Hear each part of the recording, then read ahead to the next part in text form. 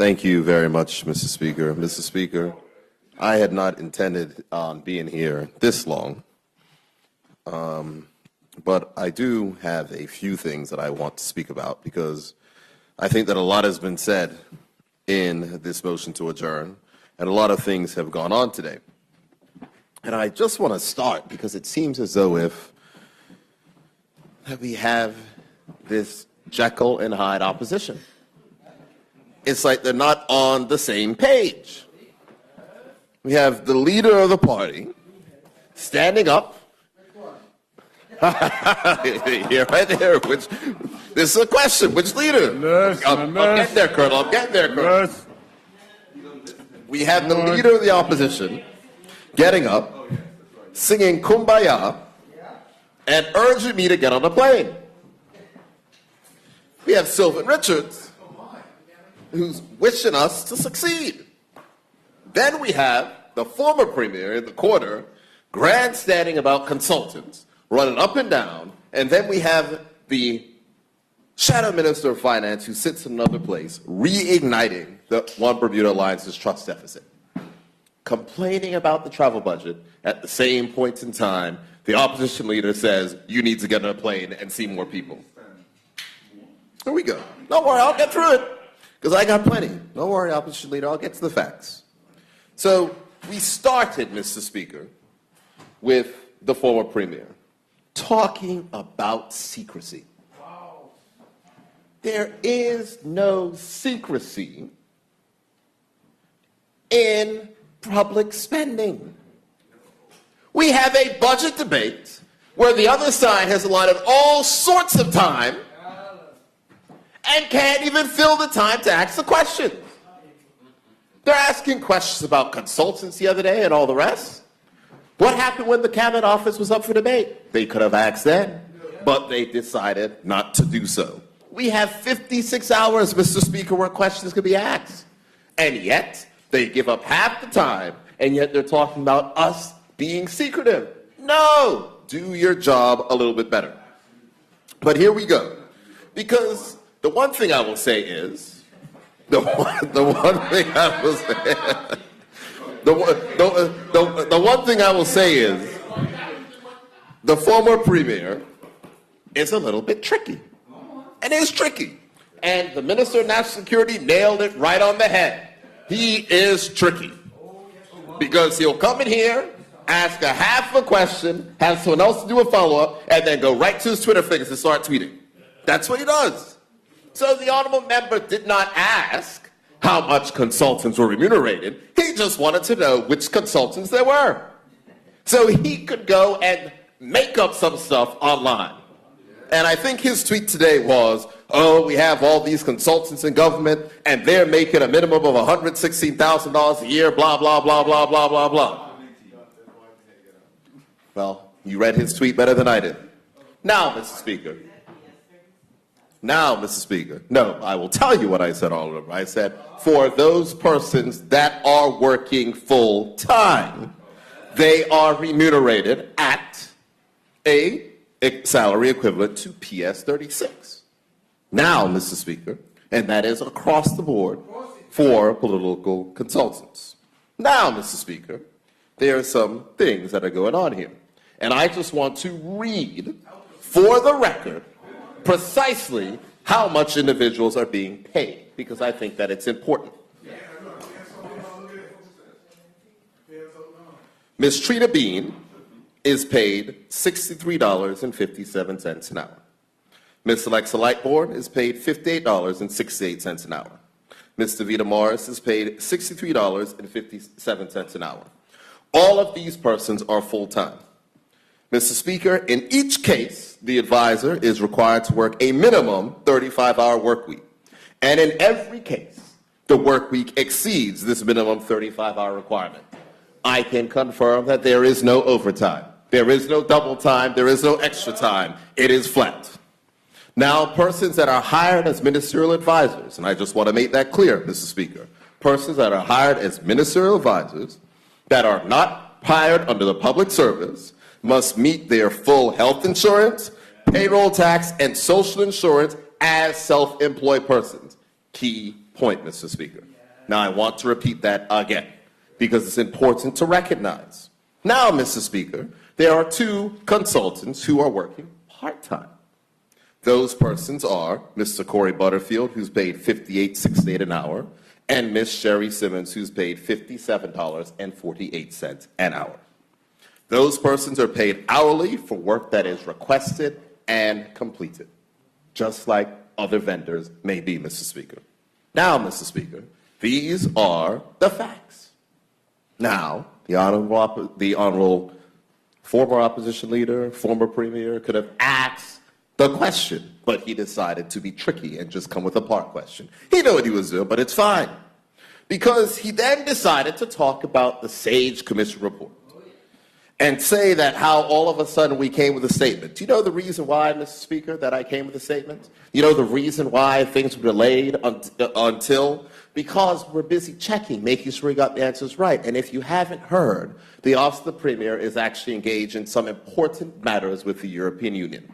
And so we asked for the House's leave to defer the questions. And so we can make sure to come with a full statement in context. Clearly, I didn't have enough time to give a full statement in context, because despite the context, there was still the normal noise of which was made. But, Mr. Speaker, we heard about, all of a sudden the government is quoting the SAGE Commission report. Well, Mr. Speaker, I have a computer in front of me. And, Mr. Speaker, we spoke in the 2016 budget reply about its recommendations from the SAGE Commission report. The 2016 throne speech reply about the recommendation from the SAGE report. The 2017 budget reply about the recommendation about the SAGE report. And, Mr. Speaker, in the 2017 platform of which we were elected, talking about putting in place the matters of efficiency. Now, Mr. Speaker, here's why it's important. You have heard me say before that we can be transactional or we can be transformational. A minister cannot be transformational if a minister is spending all day replying to emails. This is a fact, Mr. Speaker. That is a fact. A minister cannot be transformational if they're worrying about the day-to-day transactional activities. I recognize that. The SAGE Commission recognized that. The Civil Service Review recognized that. Why can't the former premier? He seems to go on with pride about the fact that he had part-time ministers. How did that work out for the people of this country, Mr. Speaker? Come on, Mr. Speaker. We cannot solve today's challenges with yesterday's structure and act while we're getting yesterday's results. It's very, very simple, Mr. Speaker.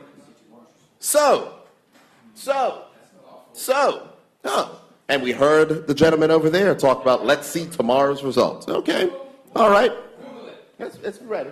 So what are you hoping for tomorrow, sir? Okay, let's be clear.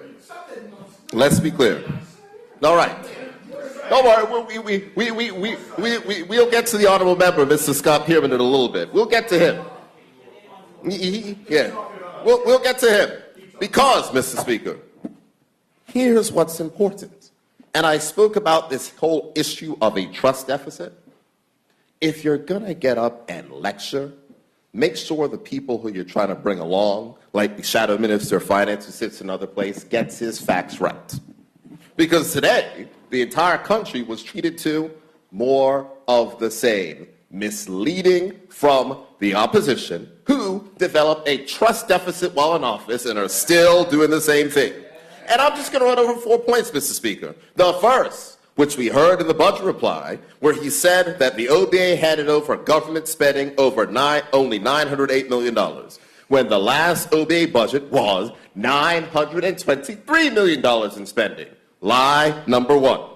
Number two, the OBA, here he goes, he says that we've hired 380 new government workers. That was his next statement, Mr. Speaker. And in fact, the last OBA budget budgeted for 5,017, and this PLP budget budgeted for 5,082 government workers, a difference of 65 and not 318. Can the honorable member who's a shadow minister of finance not do math? Or is he just purposely misleading the country? And let me be very clear, Mr. Speaker, on these particular issues, right? Because you can save money by spending money. Let me give you an example. When we hire nurses to open up the top floor of the Sylvia Richardson Healthcare Facility, as opposed to having our persons in the hospital, it saves the government money, Mr. Speaker. When we're talking about hiring additional people who are short-staffed in our security services to reduce the overtime bill, it saves the government money, Mr. Speaker. But it seems to be something that they don't get. They were focused on some radical top line without realizing the damage of which this was doing. Now, Mr. Speaker, they then said that salaries, wages, and employee overheads and other costs have increased by $36.7 million since the election. Lies, Mr. Speaker, pure lies. Because the facts are that the OBA budgeted for $475 million of salaries in their last budget, Mr. Speaker. Guess what the budget was this year? $478 million, Mr. Speaker. A $3 million increase, despite giving our workers a pay increase, Mr. Speaker. It's called efficiency and working. Then, Mr. Speaker, here's very interesting. They said that they handed over a yearly consultancy budget spend of $12.7 million. And this year, the PLP is budgeting for $15.9 million, an increase of $3.2 million in 2 years. Back to that word again, consultants. Now, here are the facts, Mr. Speaker. The last one Bermuda Alliance budget had a total of $17 million budgeted for consultants. And this year, it is $50 million, a decrease of $2 million. Those are the facts, Mr. Speaker. But I remember when I was chairman of the Progressive Labor Party, and I tried to send in an op-ed to the Royal Gazette, and they checked my facts like anything. They checked them.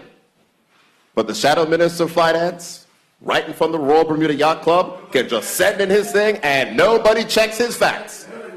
Let him write his stuff, and nobody says a word.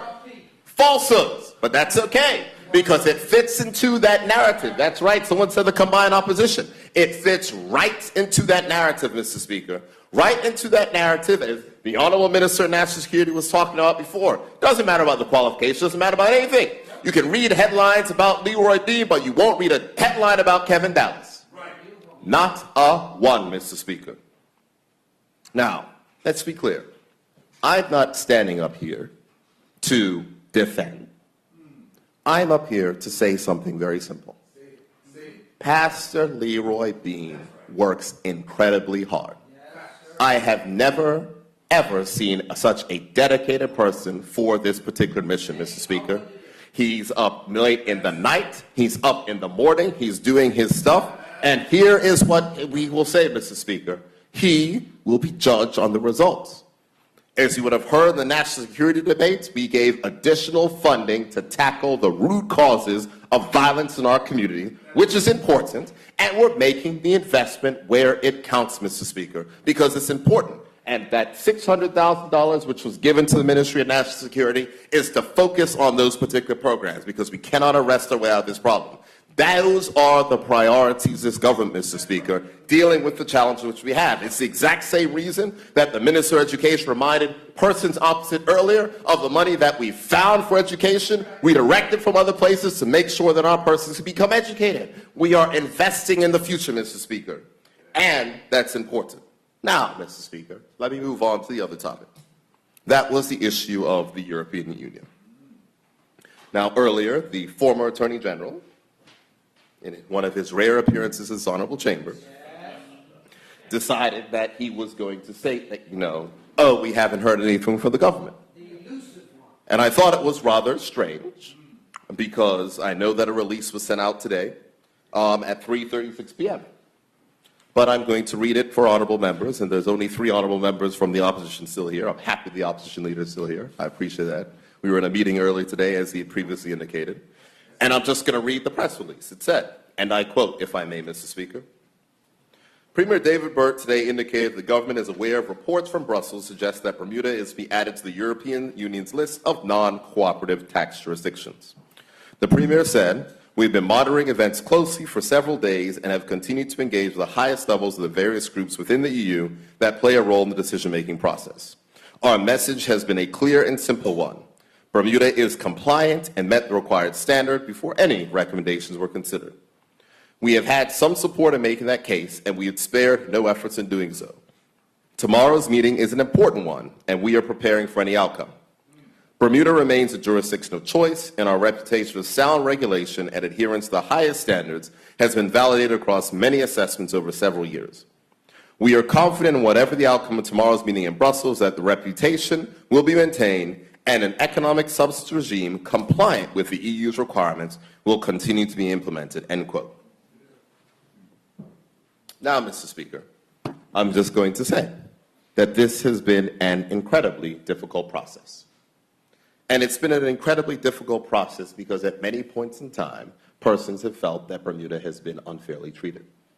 And the opposition leader was in a meeting earlier where there were persons who were perplexed and surprised that the Bermuda government, whose economic substance regulations are judged by industry as being far more stringent than other jurisdictions, are facing the risk of being put on a list. And you won't hear me say the B list word, because that's a whole other story that I go to.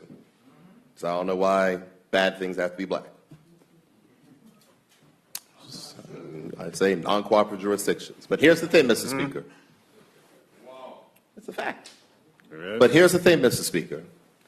We, whereas other countries who may not have such stringent regulations, who may actually have things included inside of their legislation that we were expressly told that we couldn't include in ours, seem to be getting a pass. Mr. Speaker, let me be clear. We do not know what may happen tomorrow because we've been working the diplomatic channels. But if, for some reason, that Bermuda is included on the European Union's list, it will not be the end of Bermuda because we've been on the European Union list before. We will work through this particular issue, and we remain confident in the ratings of the persons who have fair assessments, such as the OECD, that what we have in Bermuda is fair, transparent, and meets the standard. But what we will do, Mr. Speaker, and what was clear in the meeting that was assembled today with representatives from the Bermuda Monetary Authority, with representatives from the Association of Bermuda Insurers and Reinsurers, with representatives from the various law firms and accountancy firms here, with representation from our various insurance sectors and our investment managers, and representation from the BDA, in addition to the opposition leader. What we made clear, and everyone in that room was united, that should Bermuda appear on a list that we do not want to be on, we will work together to make sure that whatever is necessary to be resolved will be resolved in the quickest form and fashion. Because for a jurisdiction that has led in tax transparency, for a jurisdiction that has been at the forefront of making sure that we implement the latest regulations, and for a jurisdiction that has been recognized at the highest levels for its transparency and compliance, it would seem to fly in the face of those particular efforts, Mr. Speaker. However, nothing is for certain. What I will say, Mr. Speaker, is I welcome the words of the opposition leader, and I welcome his support on this particular issue. And I look forward to this support continuing, because there is one thing that is clear, that whereas others want Bermuda to fail, I would suspect that every single person, not only inside of this House, but every single person inside of this country wants Bermuda to succeed. The only way that we can work together as a country united is if we can have honest discourse, if we can come with a clean hand and a pure heart, and if we can say, I am willing to come to the table to work together. Mr. Speaker, it's not with sneaky questions that you just go and tweet. It's not by op-eds that willingly manipulate numbers to serve some type of political end as opposed to the facts, Mr. Speaker. If we really want to work together, Mr. Speaker, then I'm going to ask that members opposite criticize when they want, but please do it in a spirit of truth and in a spirit of construction. Because if we're going to do it to tear down, if we're going to do it to sow discord, then it's not going to work. And the people in this country who want us to work together will only be more and more turned off. Tomorrow will be a big day, Mr. Speaker. And whatever the result, I am expecting that all of us will rise to the occasion to defend the Bermuda that we so love from those who are so desperate to see our country fail. Thank you, Mr. Speaker.